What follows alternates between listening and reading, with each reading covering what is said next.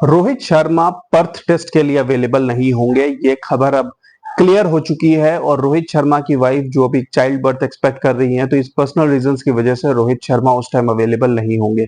इस बात को लेकर काफी डिस्कशन चल रही थी कि इंडियन टीम का कैप्टन कौन होगा, और फाइनली क्योंकि कल जसप्रीत बुमराह को वाइस कैप्टन अनाउंस किया गया है, इससे ये समझ में आ गया है कि जसप्रीत बुमराह ही वो कैप्टन होंगे जो टीम इंडिया को पर्थ टेस्ट में लीड करेंगे। बीच में ये काफी शोर उठ रहा था कि शुभमन गिल, जिन्हें व्हाइट बॉल में वाइस कैप्टन बनाया गया है, शायद उन्हें ही वाइस कैप्टन नॉमिनेट किया जाए और पर्थ टेस्ट में उनसे कैप्टनसी किया जाए।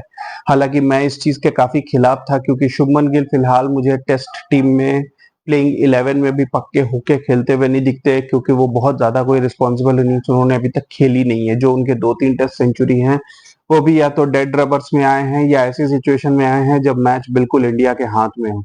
तो शुभमन गिल को फिलहाल अपनी परफॉर्मेंसेस पे फोकस करना ज्यादा जरूरी है, और कैप्टनसी का प्रेशर मेरे ख्याल से फिलहाल उनके लिए सही नहीं है, क्योंकि कैप्टनसी के प्रेशर में उन्होंने गुजरात टाइटंस में भी कैसी परफॉर्मेंस दी थी वो सब हम देख चुके हैं।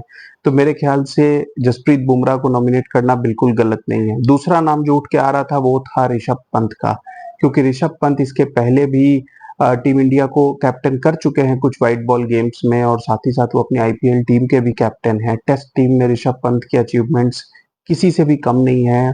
ओवरसीज में इतनी हंड्रेड्स बनाई हैं, लेकिन अगेन ऋषभ पंत काफी टाइम के बाद कमबैक कर रहे हैं। हालांकि उन्होंने जो भी 2 टेस्ट मैचेस खेले हैं कमबैक में, उसमें बढ़िया परफॉर्मेंस दी है, लेकिन कैप्टेंसी का प्रेशर ऋषभ पंत को भी, आप कह सकते हैं, उनके नेचुरल गेम से अवे कर सकता है। और तीसरा नाम जो उठ के आ रहा था वो था केएल राहुल का। Now KL Rahul is again going through a phase जहां पे वो टीम में जगह पक्की कर सके, यही बहुत बड़ी बात है। केएल राहुल, हालांकि मुझे ऐसा लगता है कि जब रोहित शर्मा फर्स्ट टेस्ट में नहीं खेलेंगे तो KL Rahul can be that person जो ओपनिंग करेंगे शायद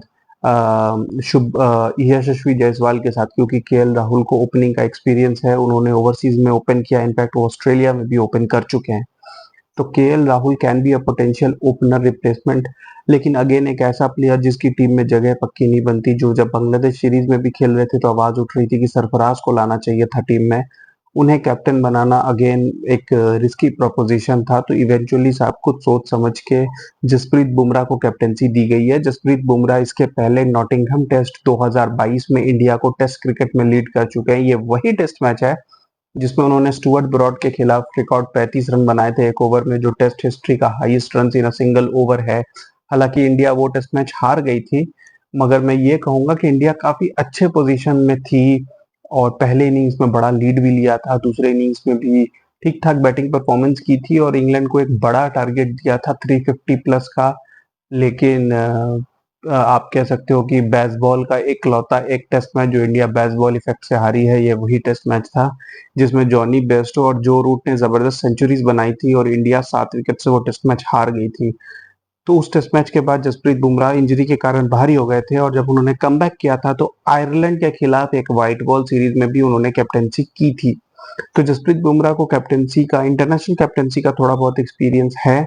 और यहाँ सिर्फ एक टेस्ट मैच की बात हो रही है। बीच में कुछ लोग ये भी कह रहे थे कि विराट कोहली क्यों नहीं, लेकिन विराट कोहली अब एक बहुत सीनियर क्रिकेटर हैं, और उन्हें एक टेस्ट मैच के लिए कैप्टन बनाना और फिर वापस हटाना एक डिफिकल्ट जॉब है। इसीलिए जनरली सीनियर क्रिकेटर्स जो एक बार कैप्टनसी छोड़ देते हैं, उन्हें वापस ऑफर नहीं की जाती। जैसे धोनी के केस में भी हमने देखा था, जब विराट कोहली बीच में ब्रेक लेते थे तो धोनी को कैप्टनसी नहीं दी जाती थी। केएल राहुल, बीच में कुछ टाइम सुरेश रैना या रोहित शर्मा कैप्टनसी करते थे जबकि धोनी टीम में होते थे। तो इन जनरल यही ट्रेंड फॉलो होता है। इसीलिए पर्थ टेस्ट में अभी फिलहाल यही दिख रहा है कि जसप्रीत बुमराह कैप्टनसी करेंगे। नाउ रोहित शर्मा का पर्थ टेस्ट में नहीं होना एक बहुत बड़ा लॉस है, क्योंकि पर्थ एक ऐसा पिच है जहां पे इंडिया को बैटिंग में ज्यादा सॉलिड परफॉर्मेंस देनी पड़ेगी, क्योंकि पर्थ एनीवेज फास्ट बॉलर्स को असिस्टेंस देगा, तो इंडिया के फास्ट बॉलर्स वहां डेफिनेटली अच्छा परफॉर्म करेंगे।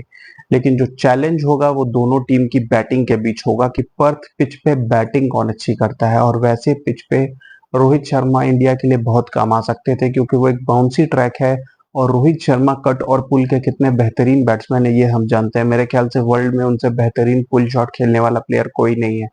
तो मेरे लिए वो ज्यादा चिंता की बात है मोर देन कैप्टेंसी की रोहित शर्मा की एब्सेंस में क्या केएल राहुल ओपनिंग में वो रिस्पॉन्सिबिलिटी ले पाएंगे, या इंडिया किसी नए ओपनर को बैक करेगा। क्योंकि पहला टेस्ट मैच है और दोनों टीम्स यही चाहेंगी कि पहले टेस्ट मैच से मोमेंटम वो अपनी साइड लें। हालांकि पिछली बार ऑस्ट्रेलिया ने पहला टेस्ट मैच बड़े आराम से जीता था इंडिया से, उसके बाद इंडिया ने कमबैक करके सीरीज जीती थी, मगर स्टिल इंडिया इस बार वो इनिशिएटिव या आप कह सकते हो वो एडवांटेज ऑस्ट्रेलिया को नहीं देना चाहेगा। तो देखते हैं कि इवेंचुअली रोहित शर्मा उस टेस्ट में नहीं रहते हैं तो इंडिया का रिप्लेसमेंट कौन होता है। Keep watching guys, thank you.